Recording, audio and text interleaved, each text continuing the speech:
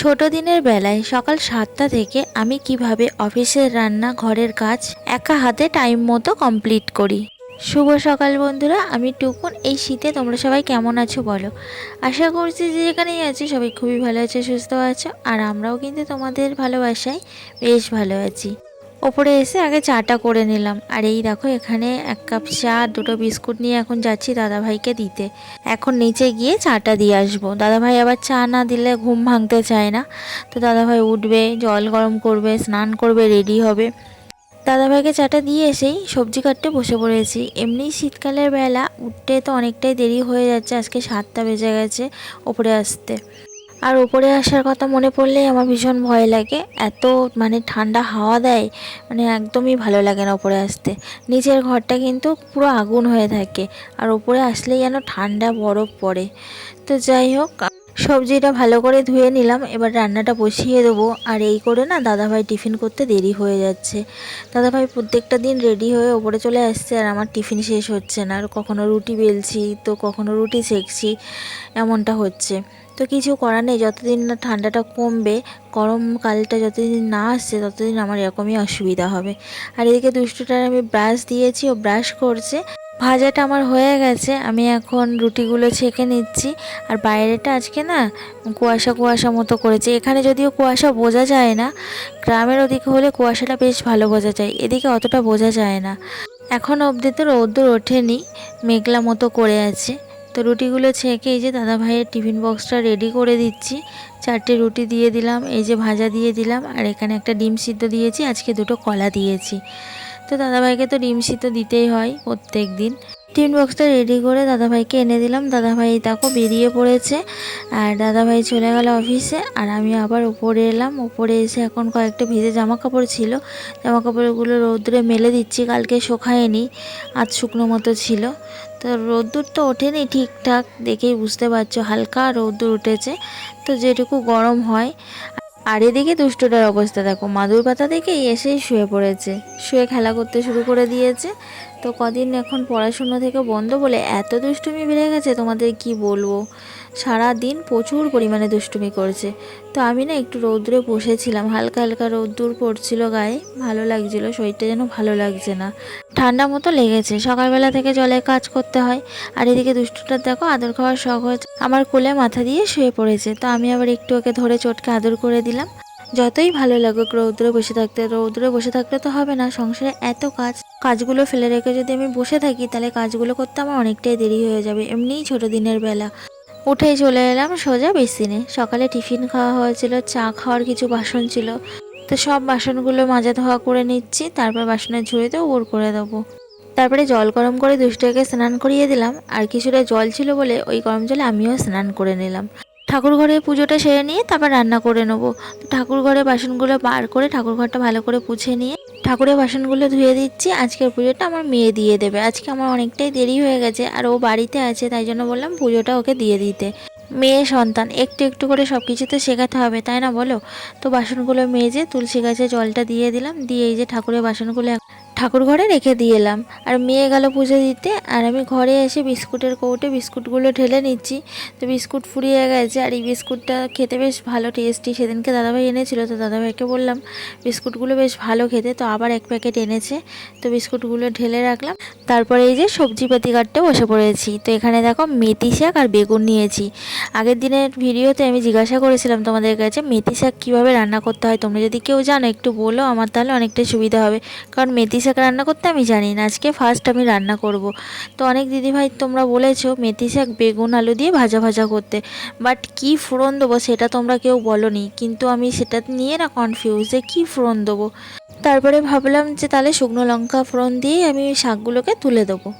তো তো চলো শুকনো লঙ্কা ফোড়ন দিয়ে আজকে শাকটা রান্না করে দেখি কেমন টেস্টি হয়। তো শাকগুলো সব কুচিয়ে কেটে নিলাম, নিয়ে দেখো এদিকে আমি ভাত বসিয়ে দিয়েছিলাম, ভাত বসিয়ে শাক কাটতে বসেছিলাম।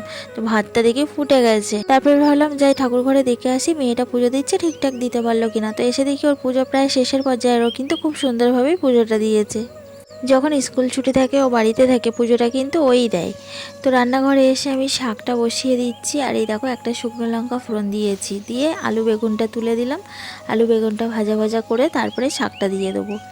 জানি না ঠিকঠাক রান্না করতে পারছি কিনা, যারা যারা দেখছো ভিডিওটা জেনে থাকলে বলো যে ঠিক রান্না করলাম না ভুলভাবে রান্না করলাম।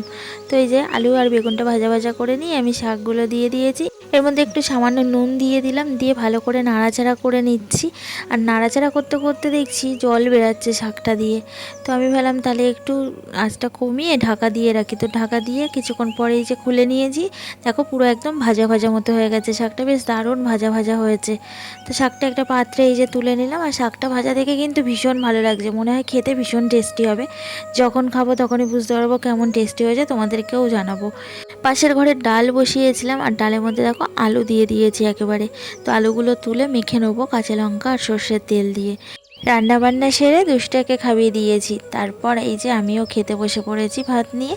তো এই যে প্রথমেই শাকটা দিয়ে মাখছি, এখন টেস্ট করে দেখবো শাকটা কেমন লাগে খেতে। সবার কাছে শুনেছি মেথি শাক নাকি তেতো তেতো মতো লাগে, তো জানি না, খাওয়ার পরেই বুঝতে পারবো। তো এক গাল ভাত নিয়ে দেখলাম শাকটা কিন্তু দারুণ টেস্টি হয়েছে। রিনাদি ভাই তুমি বলেছিলে তোমার ফেভারিট এই শাক, সত্যি শাকটা খুব দারুণ টেস্ট। আজকেই প্রথম রান্না করলাম আর আজকেই প্রথম খেলাম, সত্যি বলছি শাকটা খুবই ভালো লেগেছে, আমি আবার রান্না করব। তো খাওয়া দাওয়া সেরে তারপরে দেখো উপরে ঘরে বিছানাটা ঝেড়ে নিলাম। দুষ্টু এত লাফালাফি করেছে যে বিছানা চাদর বালিশ সব অগোছালো করে দিয়েছে। তো চাদরটাকে গুছিয়ে বালিশগুলো সুন্দর করে গুছিয়ে দিলাম, তারপরে ঘরটাও একেবারে ঝাড় দিয়ে নিলাম। সর্বক্ষণ লাফালাফি করছে খাটের ওপরে, বাইরে থেকে ঘরে আসছে, ঘর থেকে বাইরে যাচ্ছে, তো বালি কিসকিস করছে, একেবারে ঘরটাও ঝাড় দিয়ে দিলাম। এক দিদিভাই আমাকে কমেন্টস করে জানতে চেয়েছিল যে আমি ভিডিওতে মিউজিক দিই, এগুলো আমি কোথা থেকে পাই। আমি ইউটিউব থেকেই নিই দিদিভাই মিউজিকগুলো, তোমরাও চাইলে নিতে পারো সুন্দর সুন্দর মিউজিক। দিদিভাই বলেছিলাম ভিডিওতে বলে দেবো, যদি আমার ভিডিওটা দেখে থাকো তাহলে কমেন্টস করে জানিও। কিন্তু জামা কাপড়গুলো ছাদে মেলেছিলাম, কিছুই শুকায়নি, রোদ্দুর তো হয়নি, আর বিকেল হয়ে গেছে, সন্ধ্যা সন্ধ্যা হয়ে আসছে, তো ভিতরে মেলে দিচ্ছি। আর ছোটো দিনের বেলা, তো এভাবেই আমি বুদ্ধি করে কাজগুলো করে নিই বলে আমি সময়ের মধ্যে সব কাজগুলো কিন্তু কমপ্লিট করে নিতে পারি। আর একা হাতে আমার যেহেতু কাজগুলো সব করতে হয়, আমাকে হেল্প করে দেওয়ার মতো কেউই নেই। তো সব কাজগুলো এভাবেই বুঝে শুনে বুদ্ধি করে করি বলে আমি সময়ের মধ্যে কাজগুলো সুন্দরভাবে গুছিয়ে নিতে পারি। তো জামাকাপড়গুলো সব ভিতরে মেলে দিলাম, দিয়ে এখন এই যে আমি নিচে যাচ্ছি ওপরে ঘরে, এখন আর আমার কোনো কাজ নেই। আবার সেই সন্ধ্যাবেলায় আসবো, আবার সেই রাত্রে খাওয়া দাওয়া সেরে রাত্রির 10:30 11টার দিকে নিচে নামবো। এখন একটু তাড়াতাড়ি যাওয়ার চেষ্টা করি, কারণ এখন বেশি রাত হয়ে গেলে ঠান্ডাটাও বেশি লাগে। তো এই দেখো এখানে দুষ্টুটার একটা পার্সেল এসেছে, এই পার্সেলটা আমি অর্ডার করেছিলাম 3-4 দিন আগে। দুষ্টুটার খুব একটা পছন্দের জিনিস, দেখো না কেমন করছে, ও তো খুবই এক্সাইটেড কখনো হাতে পাবে জিনিসটা। আর ওর খুশি দেখেছে আমার কতটা আনন্দ হচ্ছে তোমাদের বলে বোঝাতে পারবো না, আমার মনটা একেবারে ভরে যাচ্ছে। তো শত কষ্টর মধ্যেও মারা কিন্তু সব সময় চায় তার সন্তানের মুখে হাসি দেখতে। তো এর মধ্যে যে জিনিসটা আছে একটা হাত ঘড়ি, এই হাত ঘড়িটা আমি দুষ্টুটার জন্য অর্ডার করেছিলাম প্রায় 3-4 দিন আগে, তো আজকে এসেছে। এটা কিন্তু আমি ওকে গিফট করেছি, কেন বলো তো, পরীক্ষায় খুব ভালো রেজাল্ট করেছে না, তার জন্য এই গিফটটা আমি ওকে করেছি। ওকে আমি বলেছিলাম যে ভালো রেজাল্ট করলে তুমি যা চাইবে আমি তোমাকে সেটাই দেবো। তো ভালো রেজাল্ট করেছে, তো জিজ্ঞাসা করলাম কী নেবে বলো বাবা। ও বললো আমি বেনটেনের হাত ঘড়ি নেবো, আর ও বেনটেনকে খুব ভালোবাসে, সবসময় বেনটেনের কার্টুন দেখে। বেনটেনের টিফিন বক্স আছে, বেনটেনের পেন্সিল বক্স আছে, আর এই হাত ঘড়িটা ওর খুব শখ ছিল, তো এই জন্য হাত ঘড়িটা অর্ডার করেছিলাম। তো হাত ঘড়িটা বেশ ভালোই। আর হাত ঘড়িটা আরেকটা আকর্ষণীয় জিনিস আছে, চলো তোমাদেরকে পরে দেখাচ্ছি, সেটা দুষ্টুই তোমাদেরকে দেখাবে।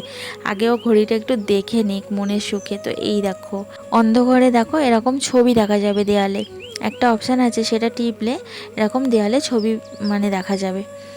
তো ছবিগুলো না সব বেনটেন ঘড়ি নিয়েছে, আর ও তো খুবই খুশি, দেখো কি সুন্দরভাবে দেয়ালে ছবিগুলো ফেলছে। আমার ভিডিওটা যারা যারা দেখছো তোমাদের কাছে ছোট্ট একটা রিকোয়েস্ট, যারা যারা ভিডিওটা দেখছো একটা করে লাইক দিয়ে দেবে, আর লাইকের সাথে সাথে একটা করে কমেন্টস করবে। তোমরা না অনেকে কমেন্টস করছো লাইক দিচ্ছ না, অনেক কমেন্টস হয়ে যাচ্ছে বাট ততটা লাইক হচ্ছে না, আবার লাইক হচ্ছে বাট কমেন্টস হচ্ছে না। তো প্লিজ তোমরা এরকমটা করো না। যারা ভিডিওটা দেখছো একটা লাইক কমেন্টস দিয়ে ভিডিওটা শেষ করো। যেসব নতুন বন্ধুরা আমার ভিডিওটা দেখছো চ্যানেলটা এখনো সাবস্ক্রাইব করোনি, চ্যানেলটা সাবস্ক্রাইব করে আমার পাশে থেকো। চলো ভিডিওটা এখানে শেষ করছি, দেখা হচ্ছে কালকে আবার একটা নতুন ভিডিওতে। সবাই খুব ভালো থেকো, সুস্থ থেকো।